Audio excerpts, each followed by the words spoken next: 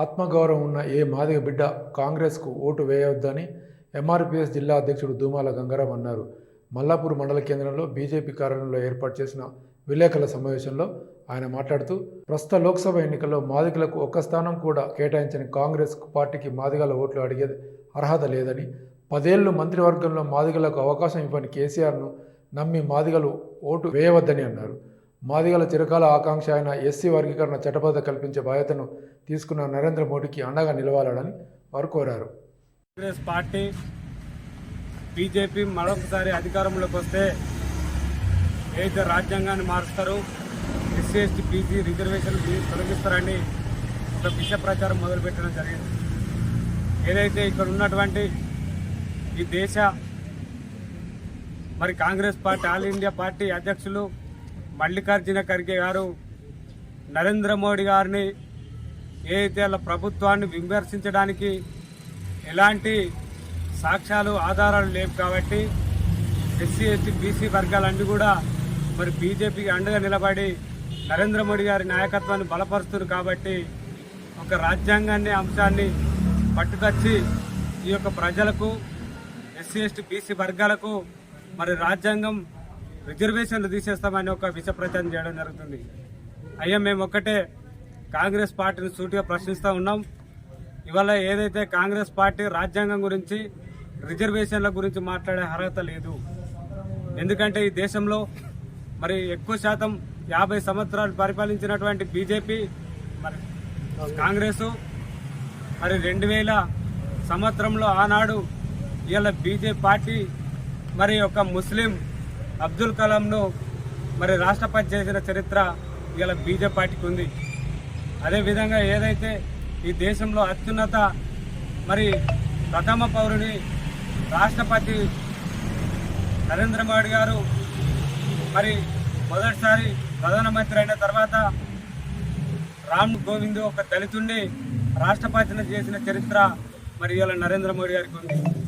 అదేవిధంగా మొన్నటికి రెండోసారి అధికారంలోకి వస్తే ఒక ఆదివాసి బిడ్డ ద్రౌపది ముర్మును రాష్ట్రపతి చేసిన చరిత్ర ఇవాళ ఒక బీజేపీ పార్టీ నరేంద్ర మోడీ గారికి ఉంది. అంటే ఇవాళ రాజ్యాంగాన్ని గౌరవిస్తున్నది, ఇవాళ రిజర్వేషన్లు గౌరవిస్తున్నది, ఇవాళ ఒక బీజేపీ పార్టీ అని మనకు స్పష్టంగా అర్థమవుతా ఉన్నది. ఎందుకంటే ఇవన్నీ మేము చెప్తున్నాం. ఇవాళ రిజర్వేషన్లు, ఇవాళ రాజ్యాంగ పరిపాలన మీద ఎక్కడ నడుతుందో మనం చూస్తూ ఉన్నాం. ఇవాళ 7 రెడ్డిలు ఎట్లా నిలబడతారు, ఇవాళ 50% ఉన్న బీసీలకు 2 ఎట్లు ఇస్తారు.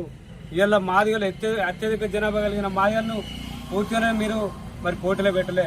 మీ దగ్గర సామాజిక న్యాయం లేదు, రాజ్యాంగం మీద గౌరవం లేదు, ఇవాళ రిజర్వేషన్లు అమలు చేసే శక్తి మీ దగ్గర లేదు. ఇవాళ మీ దగ్గర లేదు శక్తి, ఇవాళ బీజేపీ పార్టీ తీసేస్తుందని ఒక విష ప్రచారణ చేస్తూ ఉన్నారు. దీన్ని ఎస్సీ ఎస్టీ బీసీ మైనార్టీ వర్గాల ఎస్సీ ఎస్టీ బీసీ వర్గాలు అస్సలే నమ్మకూడదు.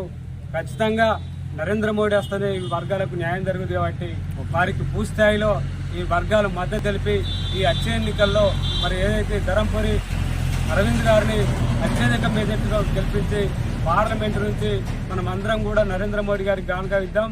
ఏదైతే జీవన్ రెడ్డి గారు, అసలు జీవన్ రెడ్డి ఎస్సీల గురించి మాట్లాడే అర్హత లేదు.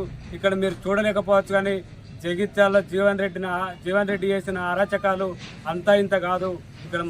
ఇక్కడ మల్లపూర్ మండల ప్రజలకు తెలియదు. ఇవాళ ఆయన ఒక పట్టభద్రుల ఎమ్మెల్సీగా గెలిచిండు. పట్టభద్ర ఎమ్మెల్సీ గెలిచి ఏ నిరుద్యోగుల కోసము శాసన మండలిలో మాట్లాడిన చరిత్రలు లేవు.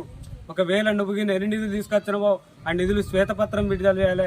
ఇవాళ నువ్వేది పట్టభద్రుల గురించి మాట్లాడకుండా, నిరుద్యోగుల గురించి మాట్లాడకుండా రైతుల సమస్యలు రాజకీయం చేస్తే ఇవాళ రైతులు కూడా ఒకసారి 2018లో నువ్వు ఎమ్మెల్యేకు పనికిరావు నాయన అని కూర్చొని పెట్టడం జరిగింది. మరొకసారి మొన్నటికి మొన్న ఎన్నికలు జరిగితే అప్పుడు కూడా ఇదే రైతులు నువ్వు ఎమ్మెల్యే పనికిరాదని కూర్చొని పెట్టడం జరిగింది. ఒక రైతుల కోసం నువ్వు మాట్లాడుతున్నావు, ఆ రైతులు నిన్ను అద్దంటున్నారు. ఇవాళ రైతుల కోసం నువ్వు ఎట్లా నిలబడతావు? ఖచ్చితంగా జీవన్ రెడ్డి గారు ఓడిపోతూ ఉన్నారు. మన ఓటు వృధా చేసుకోకుండా టీఆర్ఎస్ పార్టీలో ఉన్నటువంటి అత్యధిక మంది నాయకులు ఆనాడు ఏదైతే కవితను ఓడగొట్టిన చరిత్ర జీవన్ రెడ్డి గారికి ఉంది. ఖచ్చితంగా మీరు కూడా మీ కవిత గారి మీద ప్రేమ ఉంటే, టీఆర్ఎస్ మీద ప్రేమ ఉంటే అరవింద్ గారికి ఓటేసి మీ కసి తీసుకోవాలని సందర్భంగా అందరికీ విజ్ఞప్తి చేస్తూ